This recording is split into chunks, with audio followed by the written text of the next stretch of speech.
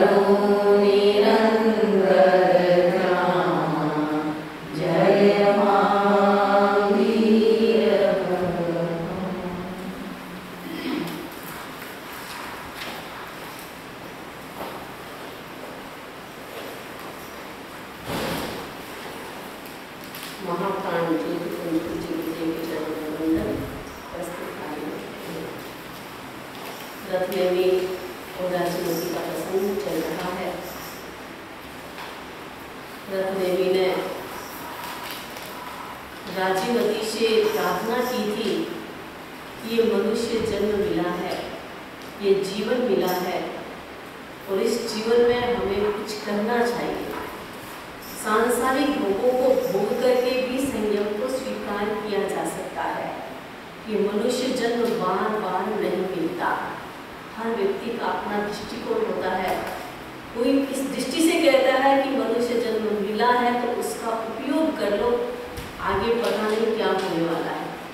कुछ लोगों का ऐसा दृष्टिकोण है, मनुष्य जन्म मिला है, पता नहीं फिर मिलेगा, इसीलिए जो करना है वो भोगना है, जो सुख भोगना है वो भोगो। हर व्यक्ति का अपना अपना दृष्टिकोण होता है। लेकिन जो व्यक्ति साधक होता है, जो व्यक्ति धार्मिक होता है, जो व्यक्ति संयमी होता है और जो अपना विकास करना चाहता है, वो व्यक्ति ये सोचेगा कि ये मनुष्य जन्म मिला है, ये दुर्लभ हो मिला है। बेकार की बातों में, व्यर्थ के प्रपंच में अपने को, मनुष्य जन्म को बर्बाद नहीं करना चाहिए। ये एक उत्तम भव है, एक श्रेष्ठ भव है। और कितनी कितनी योनियों में व्यक्ति परिभ्रमण करता है, तब कहीं जाकर के ये मनुष्य भव मिला है। हमारे प्राचीन, बहुत प्राचीन एक गीत आता है, इसमें लिखा है, नव घाटी माही फटकत पायो, आयो नर अवतार, जेहनी वांछा देवता की जय, जेकी मैं पाओ भार। इसका मतलब है नौ घाटी, नौ घाटियों में परिभ्रमण करते करते करते ये मनुष्य जन्म मिला।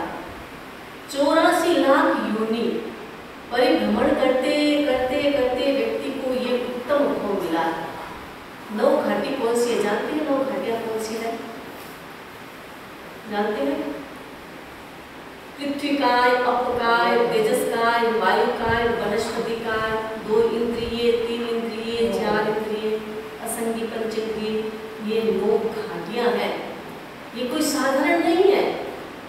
व्यक्ति इन भवों में चला जाता है, कितने कितने वर्षों तक, कितने कितने भवों तक इसमें भटकता रहता है। तो ये 9 घाटियां हैं। इन घाटियों को पार करते करते करते संगी पंचेंद्रिय का भव मिलता है। और उस भव में आकर के, मनुष्य भव को प्राप्त करके अगर उसका सार नहीं निकालता है, अगर उसका उपयोग नहीं करता है, तो इसका मतलब जीवन पुनः बर्बाद हो जाएगा। पुनः उन 9 घाटियों में उलझ जाओगे, पता नहीं वापस ये भव कब मिलेगा।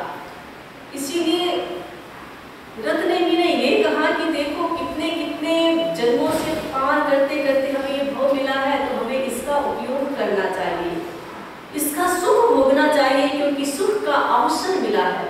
और जो व्यक्ति सुख के अवसर को मिलता है और सुख के अवसर को प्राप्त करके उसमें लिप्त हो जाता है, वो व्यक्ति सुख के बाद दुख के दिनों को देखता है। लेकिन जो सुखों में लिप्त नहीं होता है, वह हमेशा सुखी रहता है। रत्नेमी उसमें लिप्त होने की बात राजीवती से कह रहा था, लेकिन राजीवती एक मजबूत सती थी, एक स्ट्रॉन्ग नारी थी, एक साध्वी थी, जिसने संसार को छोड़ा है, अपनी इच्छा से छोड़ा था। उसके कोई कमी नहीं थी, उसको तो श्रेष्ठ वर मिल सकता था, लेकिन उसने अपनी इच्छा से उस राज्य को छोड़ा था, उस परिवार को छोड़ा था। वो उसमें कैसे वापस जा सकती थी? उसने रत्नेमी को संबोधित करते हुए कहा, जय जय सी रूवणे वे शरणो, ललिये नल कुबेरो, तहा वीते न इच्छामि, जहसी सख्खम पुरंदरो। ये रत्नेमी, तू किसकी बात कर रहा है? तू रूप की बात कर रहा है, तू सुख की बात कर रहा है, तू राज्य की बात कर रहा है, तू भोगों की बात कर रहा है। तुम मेरे सामने हो, अगर मेरे सामने कोई वेश श्रवण भी आ जाए, वेश श्रवण कौन होते हैं जानती हैं? धन का जो देवता होता है वो वेश श्रवण होता है। धन का देवता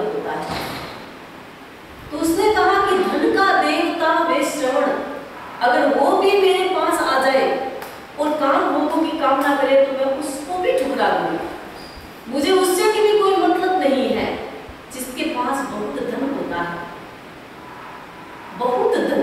देवताओं का वह सम्राट धन देवता होता है। जब भी तीर्थंकरों का कोई भी कार्य होता है तो सो धन देवलोक का इंद्र वे श्रवण को आदेश देता है धन लाने के लिए। अकूट खजाना उसके पास होता है। तो कहा कि अगर वे श्रवण आ जाए, इतना धनवान है, अगर वो भी मुझे कामना करे, भोग विलास की भावना रखे, तो मैं इसको भी लात मार दूंगी, उसको भी ठुकरा दे। तू तो है ही क्या मेरे सामने। दूसरा उदाहरण दिया, लालित्य नल कुबेर। नल कुबेर कामदेव माना जाता है। नती और कामदेव, कामदेव रूप का खजाना होता है, सबसे श्रेष्ठ होता है रूप में। तो राजीवती ने कहा नल कुबेर रूप का खजाना बहुत सुंदर होता है। अगर वो भी मेरे से कामना करता है, मेरे सामने कोई प्रार्थना करता है, मुझे निवेदन करता है, तो मैं उससे भी ठुकरा दूंगी, उसको भी मैं स्वीकार नहीं करूंगी। और यहाँ तक साक्षात इंद्र भी मेरे सामने आ जाए तो मैं उसकी भी भावना को स्वीकार नहीं करूंगी। तू तो है ही कोई जिसने घर बार छोड़ दिया, जिसके पास न कोई राज्य है, न कोई धन है, न कोई पैसा है। सब तुझे पास क्या होता है? कुछ भी नहीं होता है। न धन होता है, न घर होता है, न रोटी होती है, कुछ भी नहीं होती है। सब कुछ मांग के लाता है। तू तो मांगने वाला है। तो तेरी बात को स्वीकार करके मैं क्यों तुम्हें स्वीकार करूंगी? थोड़ा सोचो कि तुमने क्या किया है। ऐसा श्रेष्ठ जीवन स्वीकार किया है, सब कुछ छोड़ा है। ऐसा नहीं तेरे पास देखा, तुमने अपनी इच्छा से सब कुछ छोड़ा है, क्योंकि वो भी तो राजकुमार था। सब कुछ छोड़ा है और पुनः उसके जाने की इच्छा कर रहे हो। जिस कुएं से निकल गए हो, जिस कुएं में भयंकर गंध थी, भयंकर विषैले सर्प थे, उस कुएं से तुम निकल गए हो, उसी कुएं में गिरने की कोशिश करो। ये तो तुम्हारी अज्ञानता है, मूर्खता है। तो राजीवती उसे धिक्कारती हुई कहती है, पक्कन दे जरियम जो धूम के दुरा से विच्छन्ति बनते भुत्तु ले जाया अकंदने। तुम्हें पता है अगंधन कुल का सर्प होता है। दो प्रकार के सर्प होते हैं, एक होता है गंधन कुल का, एक होता है अगंधक कुल का। गंधक कुल के सर्प की क्या विशेषता होती है कि वो किसी को डंस लेता है, डंक मारता है। सर्प में तो पॉइजन होता है, विष होता है, वो विष जिसके डंक मारता है उसकी बॉडी में चला जाता है। तो क्या करते हैं, जो सपेरे होते हैं, सर्प को पकड़ने वाले होते हैं, वो उसको वापस बुलाते हैं, सर्प को पकड़ते हैं और जिसके डंक लगाया उस विष जो उसके शरीर में छोड़ा, उस विष को वापस चूसने के लिए कहते हैं। वो गंधक कुल का सर्प है, वो वापस विष को चूस लेता है, तो वो व्यक्ति पुनः ठीक हो जाता है। लेकिन अगंधक कुल का सर्प होता है, उसकी क्या विशेषता है? उसने एक बार किसी के डंक मार दिया, वापस अगर उसे कहेगा कि अपना विष वापस दो, तो मरने को मंजूर हो जाएगा, वो अग्नि में गिरने के लिए मंजूर हो जाएगा, लेकिन वो वापस विष को नहीं लेगा। अगंधक कुल की ये विशेषता होती है। तो ये कहती है राजीवती कि थोड़ा तो चिंतन करो, अपने कुल को देखो, अपनी परंपरा को देखो, अपने भाई को देखो। जिस कुल को तुम छोड़ के आए हो, कितना श्रेष्ठ कुल है। वो साधारण कुल नहीं है, अगंधक कुल है, क्योंकि वो दोनों ही अगंधक कुल के संतानें थी। तो कहा कि तुम अगंधक कुल के हो और मैं नर विष्णु की। विष्णु कुल भी श्रेष्ठ माना जाता है, हम दोनों विष्णु कुल के हैं। और फिर वांत भोगों को भोगने की तुम इच्छा करते हो, धिक्कार है तुझे। ऐसा उसे धिक्कारा। तुम्हें सोचना चाहिए कि तुम किस कुल का है और वापस उस कुल को भोगने की इच्छा करते हो, उस कुल में जाने की इच्छा करते हो। मैंने तुम्हें समझाया था कि मैं वांत हूँ, अरिष्ट नेमि की परित्यक्ता हूँ, और वांत को पुनः भोगने की तू इच्छा करता है। तुम्हें तो सोचना चाहिए। रथ नेमि के कोई असर नहीं पड़ रहा था, वो चुपचाप सुन रहा था। अभी तो राजीवती तो पूरा एकदम शक्ति के साथ उसको धिक्कार रही है। वो कहती है, धीरत्तु तेजसो कामी ज्योतम जीवे कारणावंतम इच्छस्य आवेयम चेयम ते मरणम भवे। हे सस्कामी, धिक्कार है तुझे, जो छोटे से सुख के लिए इतने बड़े सुख का त्याग करने के लिए चले हो। धिक्कार है तुझे, तेरी वासना को धिक्कार प्रकार है। तुलसीदास की घटना आती है। तुलसीदास का नाम तो सुना है, गोस्वामी तुलसीदास जिन्होंने रामायण की रचना की थी। कहा जाता है कि उनकी पत्नी का नाम था रत्नावली और पत्नी में इतने आसक्त थे, वो पत्नी के बिना कहीं नहीं रहते थे। एक बार पत्नी ने कहा कि मुझे आवश्यक कार्य के लिए पीहर जाना है, तो मैं एक दिन के बाद, 2 दिन के बाद ही आऊंगी, आपको अकेला रहना पड़ेगा। ऐसे ही उसने मन को मजबूत बनाया कि ठीक है तुम चली जाओ, मैं रह जाऊंगा। पत्नी पीहर चली गई। अब तुलसीदास पत्नी चली गई, 1 घंटा हुआ, अब वो रह नहीं सके। अब क्या करूं? पत्नी के बिना तो जी नहीं लगता है, मन नहीं लगता है।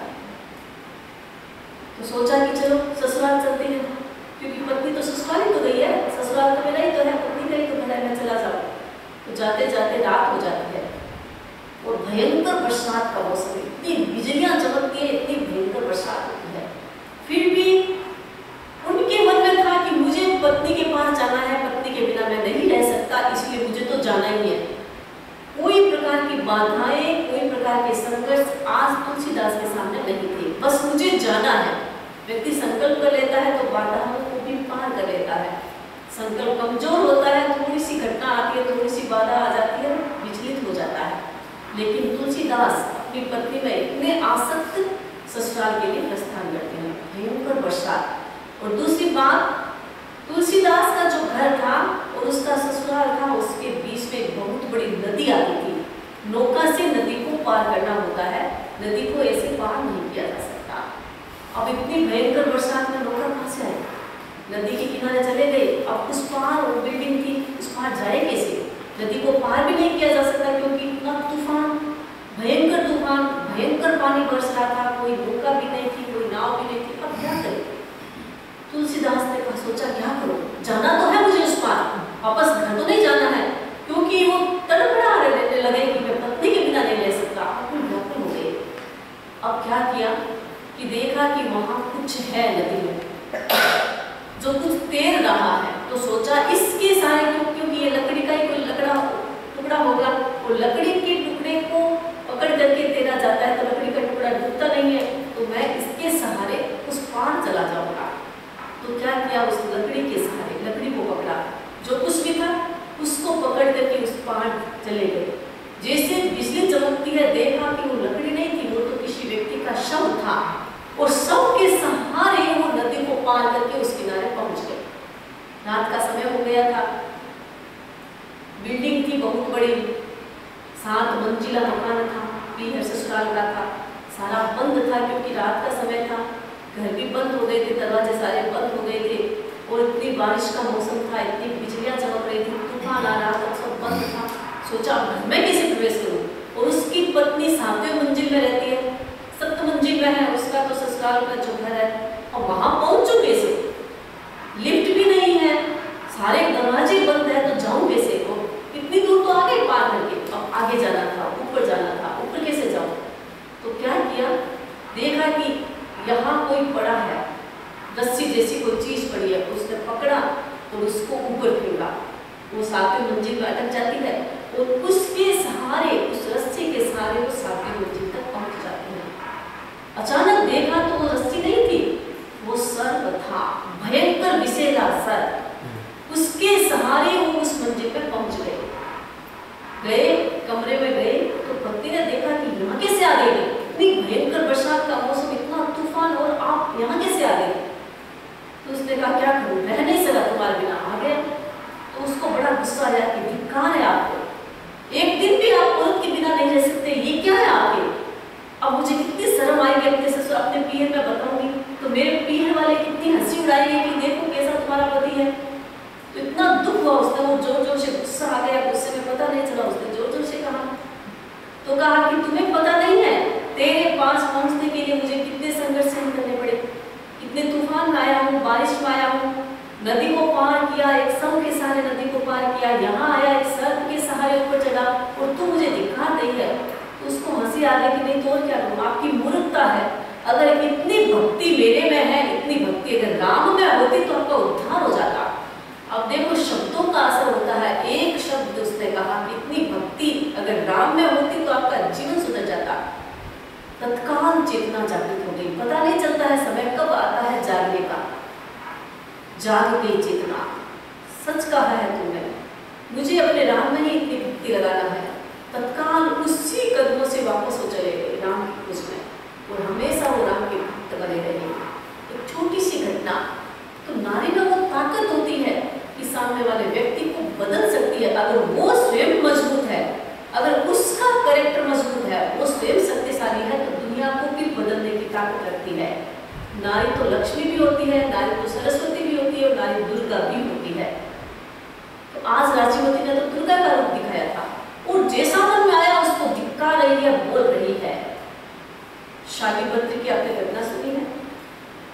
शालीभद्र का की एक बहन थी सुभद्रा, उसके पति का नाम था धन्ना। धनजी की भी घटना, क्योंकि वो संपन्न श्रेष्ठ माने जाते हैं। शायद आप दीपावली में धनजी जैसी रिद्धि सिद्धि ऐसे मानते हैं लोग, तो बहुत भाग्यशाली था। इतना भाग्यशाली था धनजी। उनकी पत्नी का नाम सुभद्रा था, जो शालीभद्र की बहन थी।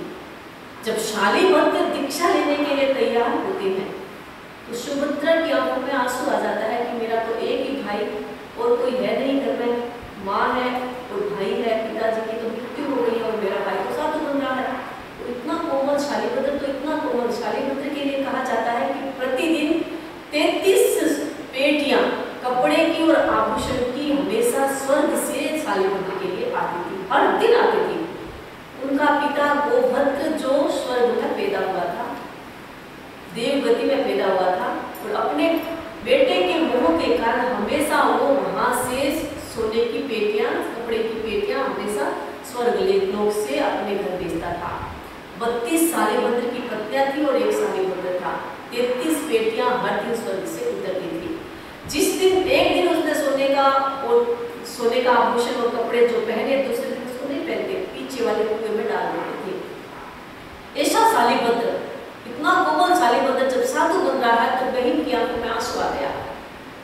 धनजी आए कि सुभद्रा क्या हुआ आज, आंसू कैसे आंखों में, बात क्या हुई, कोई कमी है? उसने कहा नहीं कोई कमी है। तो फिर आंखों में आंसू कैसे आया कि मेरा, आपको पता है मेरा भाई साधु बन रहा है और मेरे तो पीरियड में तो एक ही भाई है, उसके बाद मेरा पीरियड थोड़ी रहेगा, मेरा भाई तो साधु बन रहा है, इसीलिए आंखों में आंसू आ गया। धनजी हंसने लगे कि साधु तेरा भाई तो कायर है।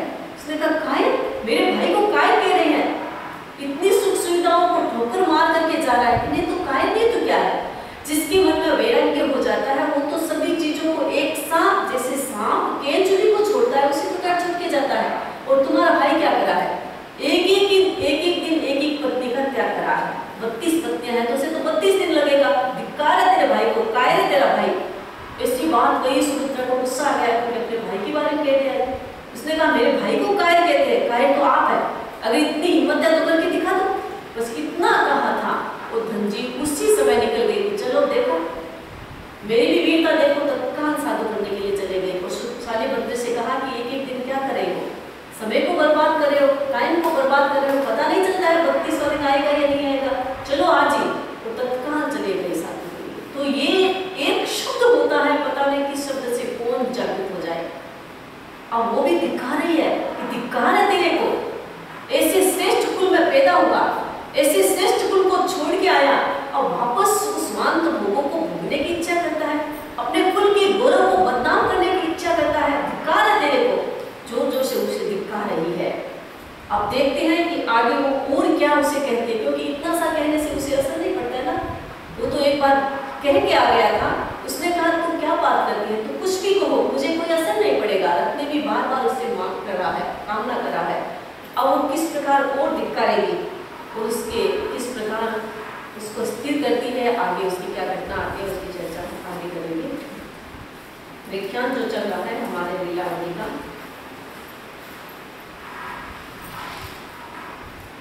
घटना कहाँ तक चली थी याद है, कहाँ छोड़ी थी? हाँ, लीलावती बड़ी खुश हो रही है, इतनी खुश। कोई भी सुख की या खुशी होने की घटना होती है तो इतना खुश नहीं होना चाहिए जिसका परिणाम सुखदायी न हो। कभी भयंकर दुख की अवस्था आए तो इतना दुखी भी नहीं होना चाहिए जिसका परिणाम दुखदायी बन जाए। अब लीलावती तो इतनी खुश हो गई, क्योंकि एक तो वो दुखी थी, अपने माता पिता चले गए थे, लेकिन आज एक दूसरी सामने घटना आ गई, मामा मिल गया, तो उसका दुख वो तो खत्म हो गया, लेकिन भीतर में इतनी प्रसन्नता कि मेरे मामा मुझे मिल गए, सब कुछ मिल गए। और मामा भी वो तो चोर था, चोरी करने वाला तस्कर था, अनेक प्रकार के छल कपट भी जानता था। जो चोर होते हैं वो छल कपट भी जानते हैं, और जो छल कपट जानने वाले होते हैं वो झूठ भी बोल सकते हैं, कुछ भी कर सकते हैं, कोई प्रॉब्लम तो है नहीं। अब वो तो रोटी, उसका तो लक्ष्य ही था चोरी करना, उसको चुरा के लेके जाना। वो मीठी मीठी बातें करता है, और वो मीठी मीठी बातें करते हुए उस लीला से क्या, क्योंकि लीला मिली थी तो लीला से कहता है, जब तू छोटी थी, जब तू नन्ही सी बच्ची थी, तब मैं गया परदेस, भाने जी मेरी बात सुनो। क्योंकि अब उसका विश्वास भी जीतना जरूरी था ना, विश्वास जीतने के लिए वो मीठी मीठी बातें करता हुआ कहता है, सोचा था 2-4 महीने रहकर वापिस आए, लेकिन काम चला कुछ ऐसा, भी नहीं पाए, भाने जी मेरी बात सुनो। गुजर गए 16 संवत्सर, एक दिन पत्र मिला है, तेरी शादी भगनी मरण का उससे पता चला है, कोई बात सुनो। उसने कहा कि भानजी, बहुत बार सोचा कि मुझे देश जाना है, और जब मैं प्रदेश गया था, विदेश गया, तो इतना लक्ष्य नहीं था कि इतना लंबा रहूंगा। सोचा 2-4 महीने रह करके वापस आ जाऊंगा, लेकिन वहां गया और ऐसा फंस गया। यहाँ आते हैं जब बिजनेस में व्यक्ति फंस जाता है, जॉब में अच्छी मिलती है तो फंस जाता है, तो इंडिया से टारगेट कुछ और होता है और कार्य कुछ और हो जाता है। उसने कहा यही हुआ, विदेश में फंस गया, सोचा था जाना है जाना है जाना है। बहन और बनोई की याद भी बहुत आती थी, तुम्हारी माँ की बहुत याद आती थी, लेकिन क्या करूँ, काम में इतना फंस गया इसलिए निकल नहीं सका। एक दिन मुझे पत्र मिला कि तुम्हारी माता की मृत्यु हो गई, तुम्हारे पिता साधु बन गए, तो तुम्हारी शादी हो गई। तब आंखें खुली कि ये क्या हुआ, एक भानजी जिसकी माता भी चली गई, साधु बन गई, तो उसके और कौन होगा, तो अब हमें अपने देश जाना चाहिए। तब तुम्हारी मामी से मैंने कहा, और हमने सारा समेट करके देश आ गए। तो आए तो यहाँ देखा, सारी स्थिति देखी, तुम्हारे से मिलने की बड़ी इच्छा हो रही थी, इसलिए तुम्हारे पास आ गई। वो तो बड़ी खुश हो रही थी कि देखो मेरे मामा जी मेरे लिए आए हैं। बेटी, बहुत कुछ है हमारे पास, बहुत धन कमाया है, हमारे लिए कोई संतान नहीं है, तुम ही हमारे लिए सब कुछ हो, बहुत धन लेके आया हूँ। तुम्हारी मामी की बड़ी इच्छा है कि अब लीला को घर में बुलाओ और बड़े उत्साह के साथ उसका भी फंक्शन करेंगे। लीला तो इतनी खुश हो रही कि वापस पीर जाने का अवसर मिल जाएगा ना, क्योंकि अभी तो ससुराल आई थी बेचारी, पीर तो गई नहीं, तो वो बड़ी खुश हो रही थी। दिमाग में पीहर की कल्पना थी, पीहर की पिक्चर थी, पीहर के दोस्त थे उसके पास, तो सबसे मिलने की इच्छा थी, तो बड़ी खुश हो रही है। और मामी के बारे में पूछा कि मामी जी कहाँ गई, तो वो बार बार बोला, तो वो कहता है तेरी मामी ने क्या कहा, लाओ लीला को, लाओ लीला को, लाओ लीला को। बोली मामी तभी तुम्हारी कोई आने प्रिय परिवारी, दिन कटते हैं भारी भारी, लाओ लीला को, लाओ लीला को, लाओ लीला को। उसने मिल आनंद मनाई, शादी पर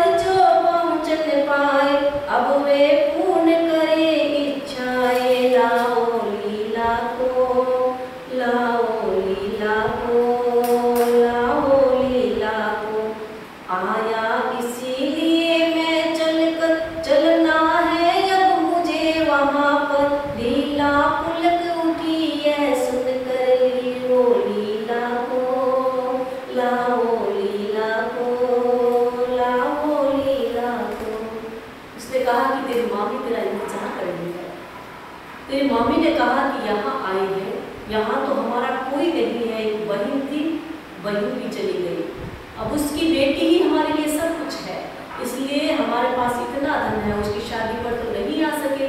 मन में बड़ी इच्छा थी कि उसकी शादी में ये करना है, वो करना है, ये करना है, कुछ भी नहीं कर सके, इसलिए तुम जल्दी से अपनी भांजी को यहाँ लेके आओ, हम उसके साथ रहेंगे और पुनः शादी जैसा ही फंक्शन करेंगे।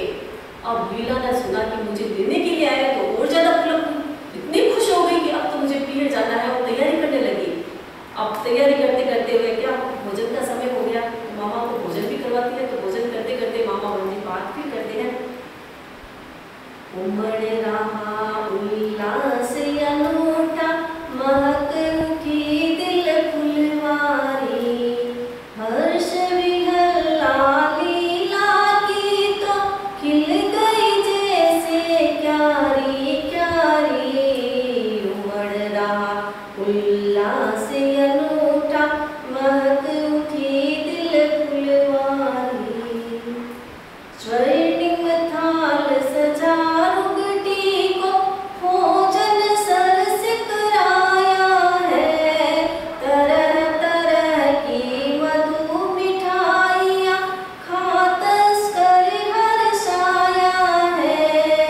कुछ दिन ठहर सेठ से बोला, भेजे लीला को सुखकारी।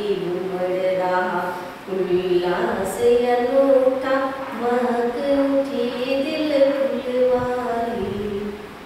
बहुत खुश थी, अपने मामा को अपने हाथ से भोजन बना करके खिला रही थी।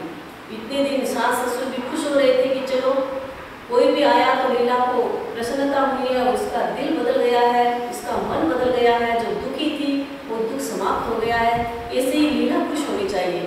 बड़ा अच्छा भोजन करवाती है। 10 करने तो ऐसा भोजन कभी खाया नहीं, हमेशा तो लूट चोरी करता था, खाना बनाना थोड़ी आता था, जैसा तैसा मिलता वैसा खा लेते थे। लेकिन आज तो बड़े बड़े पकवान, मिठाइयाँ, अनेक प्रकार के पकवान रोटी के सामने, रोटी तो खा खा कर खुश हो रहा है। मन में प्रसन्नता हो रही है कि वाह क्या कला है मेरी, क्या धूर्तता की है मैंने, जिस कारण से ये लोग फंस रहे हैं। अब कुछ दिन वहाँ ठहरे थे और ठहरने के बाद एक दिन सेठ जी से कहा कि सेठ जी अब मुझे जाना पड़ेगा, क्योंकि मेरी पत्नी भी घर में अकेली है, वो भी लीला का इंतजार कर रही है, तो मैं आपसे निवेदन करता हूँ कि लीला को मेरे साथ भेज दो, थोड़े दिन तक अपने पीहर रह के आ जाएगी, तो इसे माँ बाप की याद भी भूल जाएगी, हमारे साथ रहेगी तो पीहर की भी याद आ जाएगी, वहाँ के उसके पुराने दोस्त है उससे भी मिल जाएगी, तो आप इसको हमारे साथ भेज दो। सागर दत्त को तो कोई प्रॉब्लम नहीं थी, भाई एक मामा आया है, चलो इतने दिन प्रसन्नता से ये रहेगी, थोड़ा इसका दिल बदल जाएगा, व्यवहार बदल जाएगा, एटमोस्फेयर बदल जाएगा, इसे जाना चाहिए। तो कहा क्यों नहीं, लीला हमारे लिए सब कुछ है, हमारे लिए तो ये बहुत, हमारी एक बहू है तो सब कुछ है हमारे लिए, हमारे यहाँ कोई कमी नहीं है, आप लीला को ले जाइए, आपके घर रखे थोड़े दिन तो वापस उनको छोड़ देना। तो अब मूर्ति तो खुश हो गया, चलो मेरी मनोकामना पूर्ण हो गई, तो मैंने जैसा सोचा वैसा का वैसा नाटक हो गया। अब लीला से कहा कि देखो सोने चांदी गहने हैं, कपड़े हैं, कुछ साथ में ले लेना, ताकि पता चले। वो सागर दत्त ने भी कहा लीला से कि इसके मामा मामी को भी पता चले कि ससुराल वाले कुछ साधारण नहीं है, तो बहुत अच्छे आभूषण कपड़े लीला को दिया कि तुम थोड़े लेके जाओ साथ में, वहाँ पहन लेना, तो मामी को भी पता चलेगा कि हमारे अपने पीहर वाले, तुम्हारे ससुराल वाले कोई साधारण लोग नहीं है। तो हर व्यक्ति ये चाहता है कि हमारे परिवार की अच्छी लगे, और इस दृष्टि से उसने अच्छे आभूषण और अच्छे कपड़े लीला के लिए तैयार किए। लीला अब जाने के लिए बड़ी खुश हो रही है, एकदम उल्लास के साथ जा रही है मामे के साथ। मामे के साथ वो रवाना हो रही है रथ, क्योंकि सेठ सागर दत्त ने रथ की व्यवस्था कर दी। वैसे भी वो मामा बन के आया तो सब कुछ लेके आया था, नौकर चाकर रथ आदि लेके आया था, नौकर चाकरों को तो वापस भेज दिया, लेकिन एक अच्छा रथ उसने रखा वापस जाने के लिए। अब वो रथ में लीला सवार होती है और जाने के लिए तैयार होती है। अब रथ में आकर लीला हो गई सवार है, मामा के साथ चली है, खुशियाँ पार है तरह तरह के गहने, कुछ कपड़े साथ में, कुछ कपड़े साथ में, मामी जी से मिलने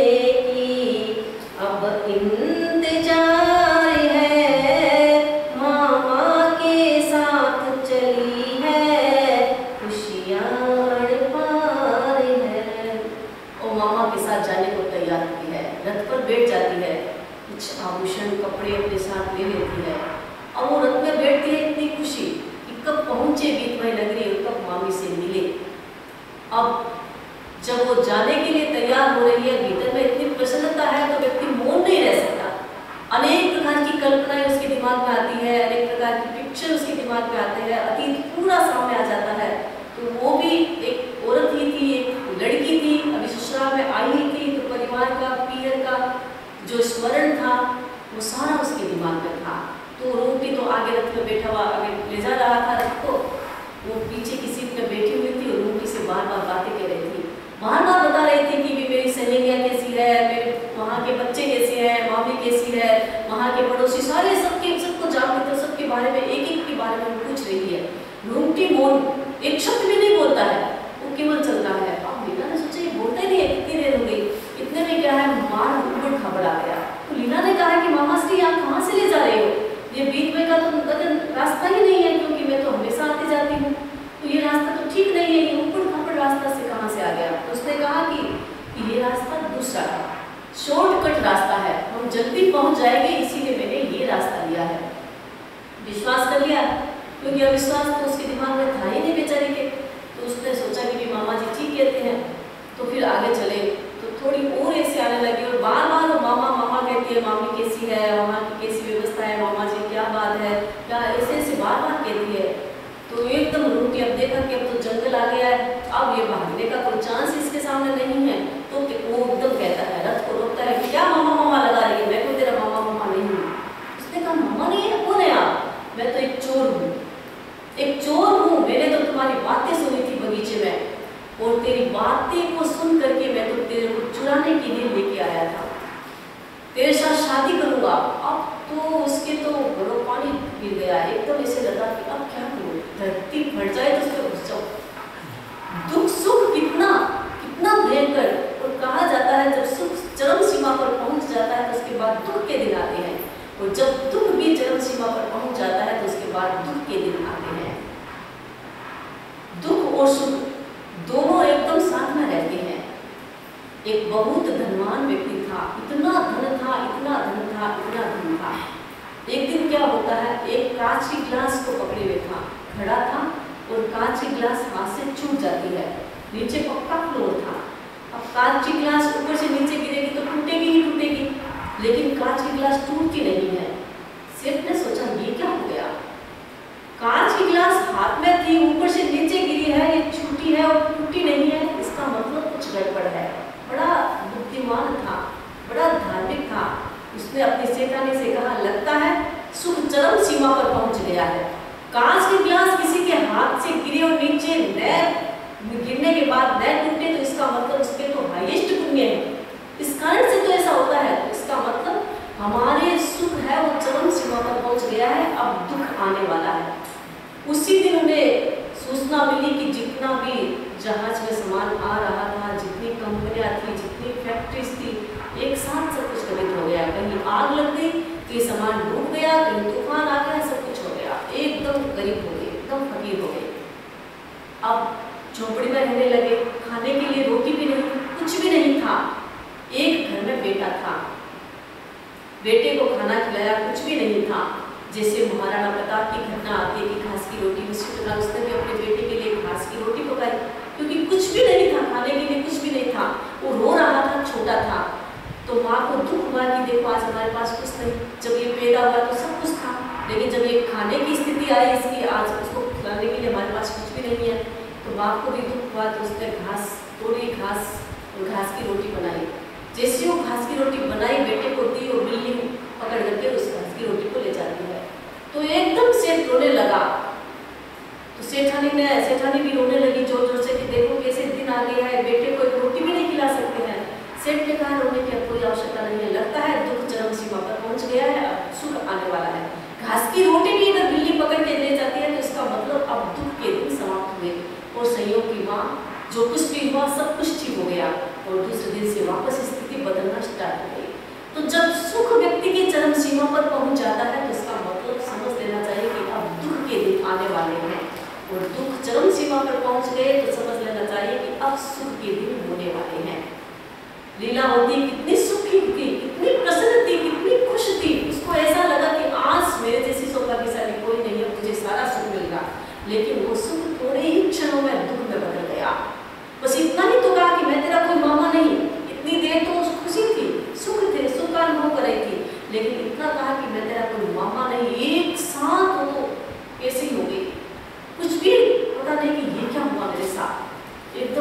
सोचा कि अब क्या करूं, मैं तो फंस गई और ये तो जंगल है, घोर जंगल, जहाँ कोई आदमी भी नहीं दिखाई देता है जो मेरी सहायता कर सके।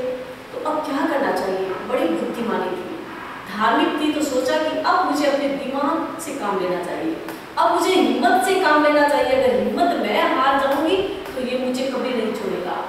वापस जाना मेरा संभव कैसे होगा? इसका रास्ता तो मुझे निकालना पड़ेगा, क्योंकि अब मेरा कोई सहयोगी भी नहीं है। तो एकदम लीला एकदम सोचने लगती है, मन में सोचती है, गजब हुआ रे राम काम तो गजब हुआ, जिसको मैंने मामा माना, निकला वह तो झूठ पुराना, लंपट नमक हराम काम तो गजब हुआ। अब तो प्रभुवर का ही शरणा, काम बुद्धि हिम्मत से करना, बोली धर धैर्य ललाम, काम तो गजब हुआ। मन में सोचा क्या करूं, गजब हो गया, जिसको मैंने मामा माना था, जिसको इतने इतने अच्छे अच्छे पकवान घर में कितने दिन तक खिलाए थे, वो तो नमक हराम निकला। कहा जाता है ना कि कोई व्यक्ति किसी के घर में काम करता है, नमक खाता है, उसके बाद उसको धोखा दे देता है, तो कहते हैं नमक हराम है। जिसको इतना रिस्पेक्ट मिलता है, इतना सम्मान मिलता है जहाँ से, वहाँ से वह उसको धोखा देता है, तो इसका मतलब है तो नमक हराम माना जाता है। रीना ने सोचा कैसा नमक हराम है, इतने दिन तक मेरे ससुराल में रहा, अच्छा अच्छा खाना खाया, उसने कभी जगाया भी नहीं, कभी किसी को पता भी नहीं चला कितना धूत है। लेकिन अब क्या करूं? अगर मैं चिल्लाऊंगी तो मैं छोड़ने वाला नहीं है, यहाँ कोई रक्षा करने वाला, हेल्प करने वाला आएगा नहीं, तो मुझे अपनी बुद्धि और हिम्मत से काम लेना चाहिए। अब तो मेरे प्रभु ही मेरी शरण है, नमस्कार महामंत्र ही मेरी रक्षा कर सकते हैं, मेरे आराध्य ही मेरी रक्षा कर सकते हैं। बस भीतर में धर्म की भावना जग जाती है और बुद्धि और हिम्मत की बात सोचती है। तो रूंगटी से क्या कहती है? रूंगटी तुम चाहे जितना धन ले लो मुझसे मन माना, लेकिन मुझे छोड़ दो, अच्छा है न सती को कल पाना। देखो 10 कंदर दुर्योधन के इतिहास उठा करके, हुआ इसी से सर्वनाश, तब बोला रूंगटी हंस करके। उसने उदाहरण दिया इतिहास का कि रूंगटी तुम्हें जितना धन चाहिए, जितना सोना चाहिए, कि तू तो चोर है ना, चोरी करता है, इसलिए जितना चाहिए मैं तुम्हें दे दूंगी, मेरे ससुर जी तुम्हें दे देंगे, लेकिन तुम मुझे छोड़ दो। तुम्हें पता है जो व्यक्ति दुनिया में सती को सताता है उसे कितना दुख मिलता है? क्या तुम इतिहास को भूल गया? रावण ने सीता को बंदी बना लिया था, सीता का अपहरण किया था, उसकी क्या दुर्दशा हुई? अंत में उसे मृत्यु का सामना करना पड़ा। दुर्योधन ने क्या किया? द्रौपदी को सताया, चीरहरण करने की कोशिश की, दुर्व्यवहार किया, उसका फल क्या मिला उसे? क्या तुम भूल गए इतिहास की घटना?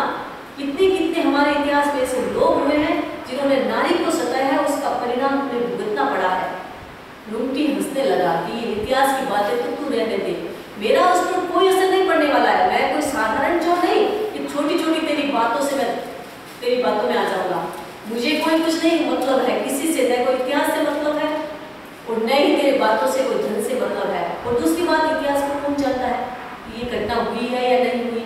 केवल इतिहास ही तो है, इसने देखा है आंखों से, क्या परिणाम होगा ये तो मेरा भविष्य बताएगा। मैं इन सब बातों में जाता नहीं हूँ और मेरा तो पक्का विश्वास है कि तुम्हें छोड़ने वाला नहीं हूँ। और दूसरी बात, अगर तुम मुझे स्वीकार कर लोगे तो मैं जीवन भर के लिए तुम्हारा दास रहूंगा। जैसे एक बंदर होता है, बाजीगर होता है, बंदर को बंदी बनाता है, तो जैसा बंदर को कहता है वैसा वो डांस दिखाता है, नाचता है, जैसा जैसा कहता है वैसा वैसा करता है। तो मैं एक बंदर की तरह हमेशा तुम्हारा दास बना रहूंगा, बस तुम मुझे स्वीकार कर लो, मेरे साथ शादी कर लो, मैं तुम्हारे लिए सारी सुख सुविधाएं जुटाऊंगा, सब व्यवस्था करूंगा। अब लीला ने सोचा कि ये इसे तो मानने वाला नहीं है, तो अब मुझे कोई दूसरा रास्ता अपनाना चाहिए। अगर मैं इसके साथ कड़ी हो जाऊंगी, अगर मैं इसे कुछ और जोर से कहूंगी, डांट करके कहूंगी, कुछ और गुस्सा दिखाऊंगी तो ये तो और अधिक सजग हो जाएगा और मुझे एकदम बंदी बना लेगा। तो नया रास्ता अपनाना चाहिए मुझे। बड़ी बुद्धिमानी थी, क्योंकि जब भी संघर्ष आता है उस समय रास्ता अपने आप व्यक्ति को मिल जाता है, अगर वो भीतर से सजग होता है, धार्मिक होता है। लीला ने सोचा कि जहाँ अब बल नहीं चलता है तो यहाँ बुद्धि का प्रयोग करना चाहिए। तो रूटी से कहा, रूटी तुम्हारी बात तो ठीक है, तुम मुझे लेके आए हो, अब मेरा भी तो कोई आधार नहीं है, कहाँ जाऊंगी? अब तुम मुझे पीछे भी नहीं भेज सकते क्योंकि अब तो जंगल में आ गया, इतना दूर जंगल, यहाँ कोई दूसरा हेल्प करने वाला भी तो मेरा नहीं है। तो तुम एक काम करो, मैं तुम्हारी बात तो एक्सेप्ट कर दूंगी, लेकिन 1 महीने का मुझे अवसर दो। 1 महीने तक मैं तुम्हारे साथ कुछ भी नहीं कर सकती।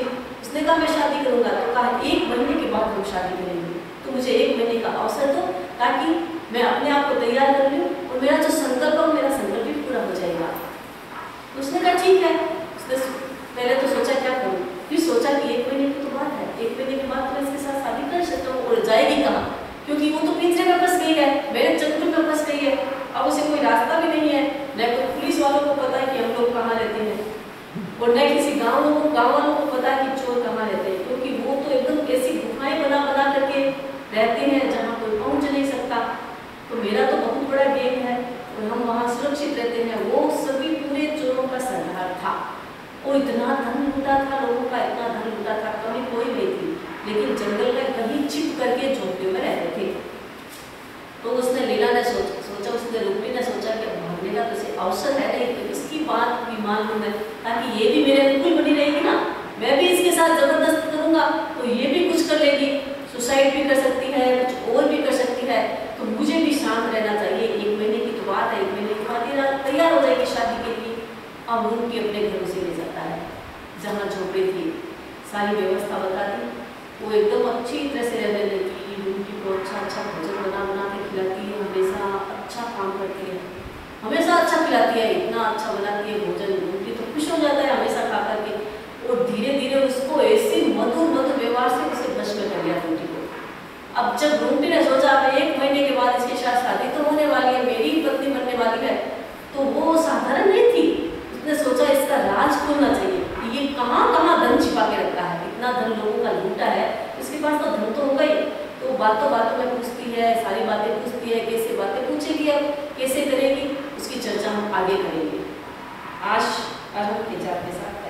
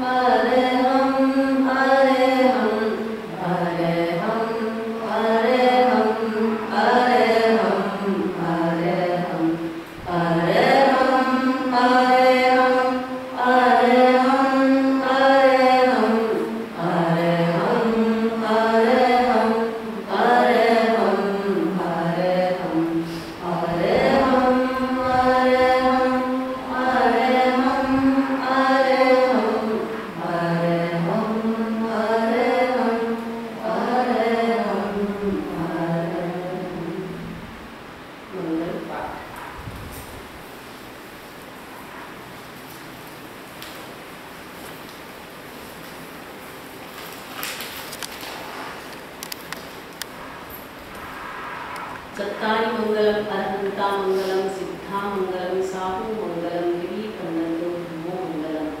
चत्तारि लोकोत्तमा अरहंता लोकोत्तमा सिद्धा लोकोत्तमा साहु लोकोत्तमा गिरीकंदो धम्मो लोकोत्तमा। चत्तारि शरणं प्रवज्जामि अरहन्ते शरणं प्रवज्जामि सिद्धे शरणं प्रवज्जामि साहु शरणं प्रवज्जामि गिरीकंदो धम्मो शरणं प्रवज्जामि। विघ्न हरण मंगल करण स्वाम भिक्षुनो नाम गुण ओढ़ सुमिरन किया सरय चिंत्या काम अंगूठे अमृत बसे भक्ति तरा भंडा श्री गुरु गोविंद सिंह। हम सब आपके हम सब आपके